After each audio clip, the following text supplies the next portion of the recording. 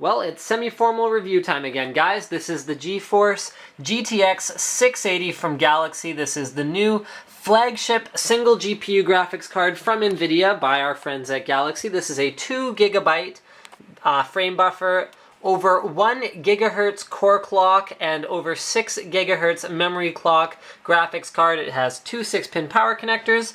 It has a PCI Express 3.0 16x slot. It is compatible with the variety of SLI configurations that are available using these two SLI ports, and it is on the latest manufacturing process, enabling it to be phenomenally power efficient, and my camera won't focus, and perform like the bee's knees. And supposedly, although I have not yet tested this card, it also overclocks like whoa, like pretty good. So in terms of cards that I'm going to be testing against, I have a total of 7 cards to be tested. So I've got the 7970 from AMD.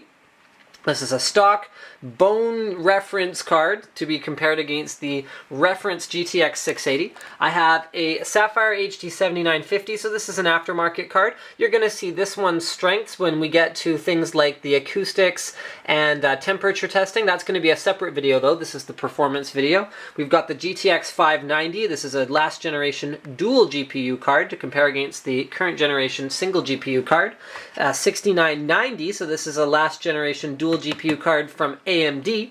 Then I want to compare the 680 against the 580, as well as the previous generation GTX 570, so that we can see where it falls in terms of the overall performance stack. Now, you see 3D Vision glasses there. That's going to be a separate review. This is going to be my 2D performance at 1080p review, since that is what the majority of monitors are supporting these days. That is what we are going to be focused on.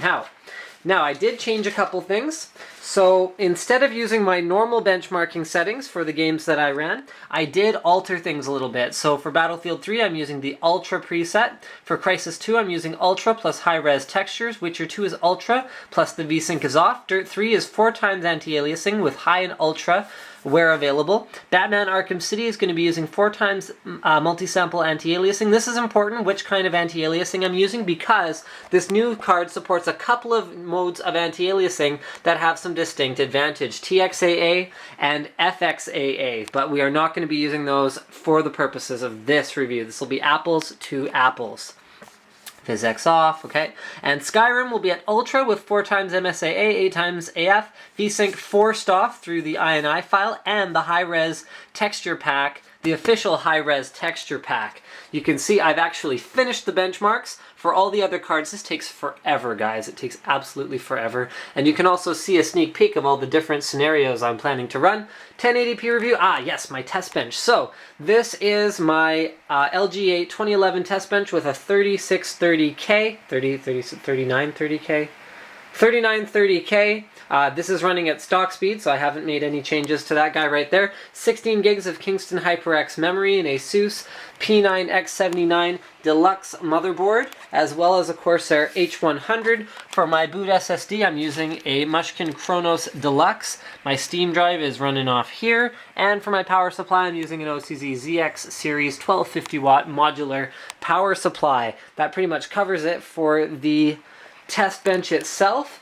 And it is time to start testing this card, because yes, that is the line that is still blank, has not yet been on the test bench. I'll be using the latest drivers on all cards, so that is 12.2 for the AMD cards, and then the, hold on, which one is this? I'll have to look, because it's going to be a different driver for the new card than it is for the other cards. So 296.10 for every GeForce card except the 680, which will be using the 300 point whatever it is. Sorry for the long intro, guys. Here we go. Here's Rumble investigating my test bench while the GTX 680 runs 3D Mark 11, my first test of the night. What a brat he is.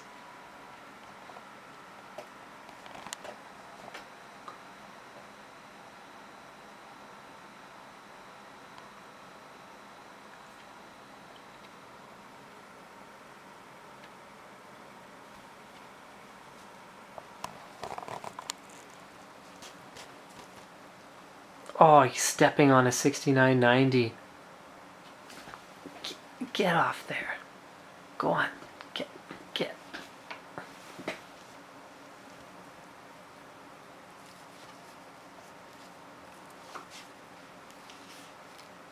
Here we are in the middle of a combined test, so to give you guys some idea how power efficient this guy is, check this out. It's pulling less than 280 watts from the wall, so that's probably around 250 watts of actual power consumption with the 6-core processor, high-end single graphics card, and throughout all of this, the thing is darn near silent as well, but more on that later. A score of 3172 puts it right in line with the rest of, or with the GTX 590 in 3D Mark 11, although significantly behind the 6990. Let's see how things go in real-world gameplay scenarios. So as I always do, I'm using, well, I guess I shouldn't say always, because Dirt 3 is using a canned benchmark and Batman Arkham City is using a canned benchmark. Battlefield 3 is using my usual run-through of the Comrades, beginning of the Comrades level. Crysis 2 is using my usual run-through of the first camp in Crysis 2. The Witcher 2 is using a run-through where I go up a little hill, I fight some guys, go through a building, and then come into a courtyard where I fight some other guys. And Skyrim, the town is called Whiterun, I think, something like that. And I do a couple laps of Whiterun, looking at some people, looking at some fire, looking around. So stay tuned for real-world gaming benchmarks. And the first results are in. So while posting power results that are very similar to the incredibly power efficient 7970, it posts also better average frame rate and the same minimum frame rate compared to the 7970. It actually performs similarly to the GTX 590 once again, while consuming over 150 watts less power at the wall. Something to note here is due to the very high graphical settings, both the 580 and the 570 kind of choked on this benchmark. So you can see there is an enormous difference between this new generation premium card and the last generation one now. Crysis 2 is less of a clear win against the lower price 7970, but it is still a win nonetheless, so it takes the performance crown again in Crysis 2. Something that I've noticed at this point is that this is actually the first reference GeForce card that I've encountered that does have coil whine, so it's a little bit of a high-pitched noise that you experience under load with the card. And I'm talking about in games, not in folding at home or anything like that. This is something that I've experienced on pretty much every reference AMD card for the last few generations, but hadn't seen on a GeForce card as yet. So the 680 does exhibit this noise. Make it. The Witcher 2 looks like a tight battle between the 7970 in terms of average FPS and the GTX 680, but in actuality, you can see my notes here from when I was testing. This 30 FPS, which is considered sort of the minimum of playable, was very unplayable, felt very laggy, whereas this 32 FPS actually felt significantly better.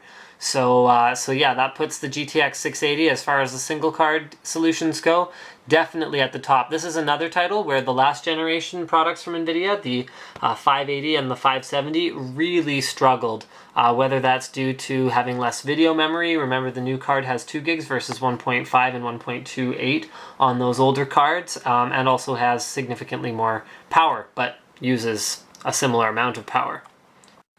Since I haven't shown you guys my Skyrim test sequence before, I'll take this opportunity to do that. So I'm just running around this town, following the same path every time, looking off into the distance a little bit. I always stop and look down at this camp for a couple seconds, running very smoothly, although I did see a flicker there. Yeah, there's another one. So I've experienced flickering now on the 6990, 7970, and this card. Out of all the cards that were tested, I've seen this flickering on 3 of them. So that's very frustrating. Definitely detracts from gameplay. Now, I could probably get the flickering to go away by changing some graphical settings on any of those given cards, but since what I'm trying to do is find a similarly demanding situation for each of the cards, I don't really want to change any settings. And I stop and look at this guard for a second, stop and look at this guard for a second, get my cat to go away. And then off we go around again. So while I'm doing the second lap, I'll talk about some other things. So first of all is my power testing methodology. I don't know if you guys can see it through the camera. Yeah, you can. You can see my power meter. So what I'm doing is while I'm benchmarking, I'm keeping an eye on that. And what I'm looking for is sort of something along the lines of a consistent peak. So if I see it spike to 320 once, but then, you know, otherwise hover more around the, when it's under high load, around the 300 watt range, 305 watt range, then that's where I'll take the reading for that card. Yeah, it's very approximate. This one I'd probably go with 305 based on what I've seen so far. That's something that's a peak that I've hit several times. So you can see Skyrim isn't running 100% correctly on this card. Maybe that's in part due to the early drivers, could be settings. I also want, power and temperatures. Instead of measuring power and temps with like a synthetic benchmark, what I'm doing is I'm looking at it in all of the applications that I'm testing in order to get a good solid average. So this benchmark's done. You can tell because the fraps counter has reappeared. So I'll definitely have to make some notes about the flickering on this one, and let's go have a look at the results. Temperature monitoring is done using MSI Afterburner, so I'm looking for the peak temperature, which looks like it was 77 here, which is consistent with all the other ones. This kind of stands to reason because what the GTX 680 does is it actually uses its thermal envelope to determine how much power to throw at a particular game. So it'll actually scale its clock speed. Let me see if Afterburner is correctly... Yeah, look at that. It is monitoring core clock. Whoops. Oh no, I don't think it's monitoring that correctly. Well, let's not worry about that for now then. I know that EVGA Precision is already updated for the GTX 680, but none of the other applications are right now. So 680 comes right... Oh, hold on. Maybe there was another card. Yeah, flickering on the 590, the 6990, and the 7970. So it looks like all of the king performers flickering... had the same issue with this game, so there you have it. So that's the 680, 590, 580, 570, 6990, 7970, and 7950. So this is, in terms of sheer performance, a clear win for the GTX 680, where it actually beats out everything in this test by a slim margin, including the GTX 590. It definitely felt significantly smoother during use, and once again, that impressive power consumption is right there. And we're done here. Batman Arkham City, which ironically is the way it's meant to be played title, is the first game we've seen where the GTX 680 is actually outperformed by the Radeon HD 7970. Could be driver issues, because one thing I noticed here is that the power consumption of the card was significantly lower than it was in the other games. So what that means to me is maybe the GPU core clock isn't scaling in order to reach its maximum TDP, or maybe there's some driver optimizations that can squeeze some more performance out of this game. I guess we will have to wait and see. So just a reminder, this is the 680, the 590, the 580, the 570, the 6990, the 7970, and the 7950, which is almost equal with the GTX 680 in this particular title. So that pretty much concludes my performance benchmarks. So here we go. I'm just going to freeze frame for you guys. Yeah, I could make graphs, but I really don't think that's likely to happen. Oh, idle power. So idle power. All of these new generation cards, the 680 as well as the 7970 and the 7950, are significant improvements over their last generation brethren in terms of idle power. Idle temperatures remain, for the most part, fairly similar though. So let's go ahead and start hiding rows. So in review, there's the cards and Battlefield 3, as including the power and temperatures of all of these games. And we can go ahead and hide those ones. There's Crysis 2, including power, temperature, min-max, and average numbers. The Witcher 2.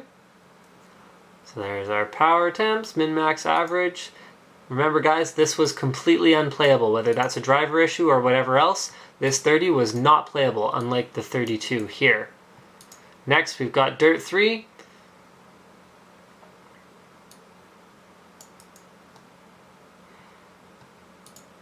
Batman Arkham City, which was a Radeon-dominated test this time around. Well, other than the 590, but whatever, guys. Alright, and finally Skyrim, which had weird flickering on these 4 cards and was otherwise fairly normal. So thank you for checking out my performance review of the GeForce GTX 680 in a single card configuration at 1080p with high/ultimate or ultra graphics settings on a variety of games. Don't forget to subscribe to Linus Tech Tips for more out of focus videos just like this one, and thank you for watching.